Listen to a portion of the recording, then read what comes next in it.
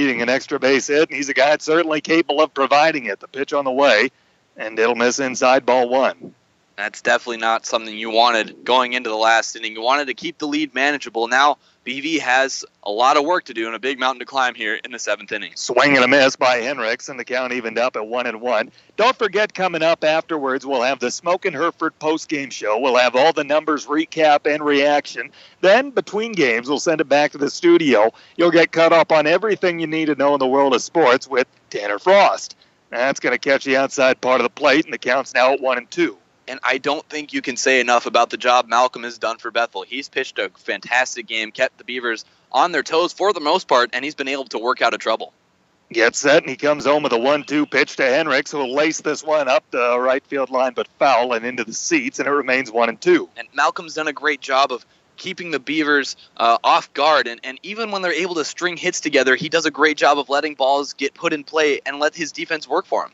He has scattered 5 hits through the first 6 innings, as that's going to be swung on and fouled off by Henricks. And good at bat for him as he keeps it at 1-2. It'll be Henricks with Sarter to follow, and then Tyler Tennyson. A long look in behind the dish from Malcolm.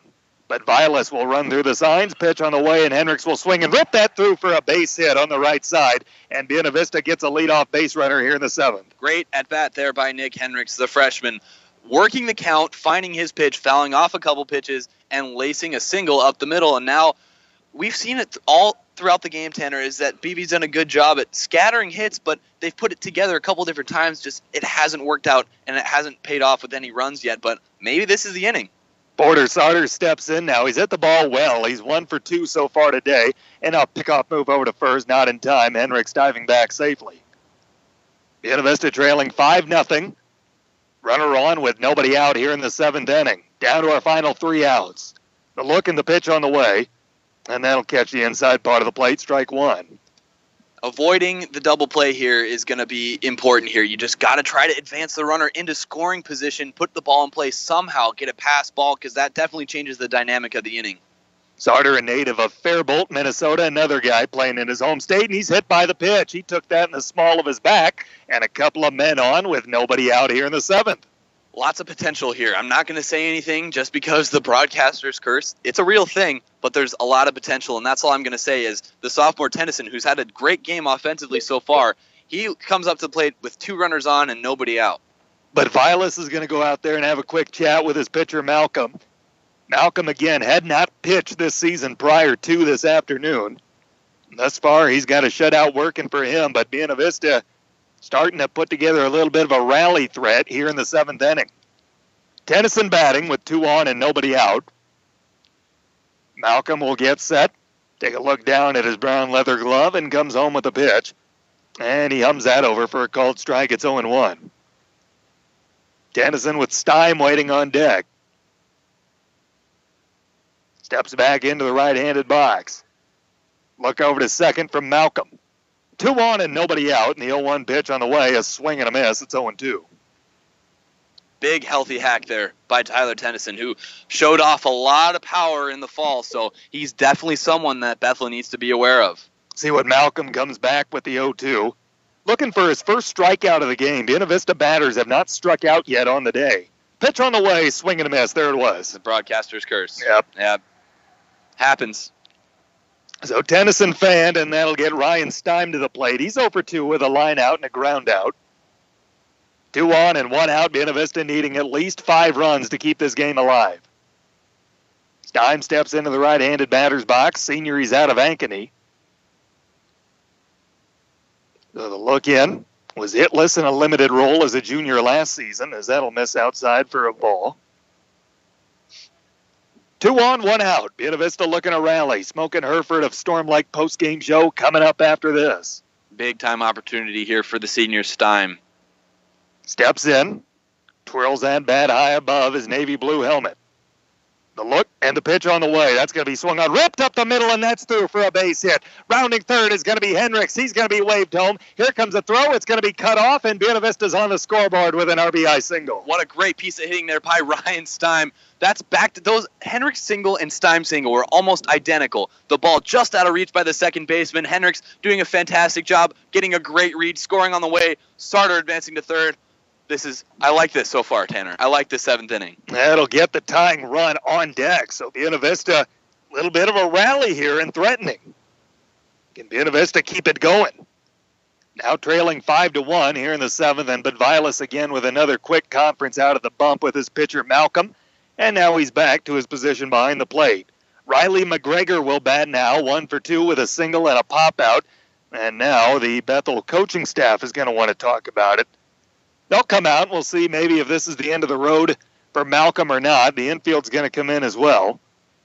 Runners at the corners with 1 gone. Buena Vista trailing by a score of 5-1, and that's going to be the end of the road for Connor Malcolm. We'll tell you all about the new Bethel pitcher when we come back in 60 seconds on 97.5 FM KBVU. Hello, it's me, the designer jeans in the back of your closet. What happened to us? I used to summer in the Hamptons, and now I'm stuck behind a pair of sweats. Okay, maybe I never really fit you right, but I got a lot more Sunday fun days left in me. So take me to Goodwill, where I can really make a difference. Your donations to Goodwill create jobs, training programs, and education assistance for people in your community. To find your nearest donation center, go to goodwill.org. Donate stuff, create jobs. A message from Goodwill and the Ad Council. Today we decided to walk to school. The light counted. 15, 14, 31? 13? We took a left on Carroll Street. Danny's smart, but he gets distracted. I Realized he forgot his homework. I hope he doesn't have another bad day at school. When you can see learning and attention issues from their side, you can be on their side. That's why there's Understood.org, a free resource for the parents of the 1 in 5 kids with learning and attention issues. Go from misunderstanding to Understood.org. Brought to you by Understood and the Ad Council.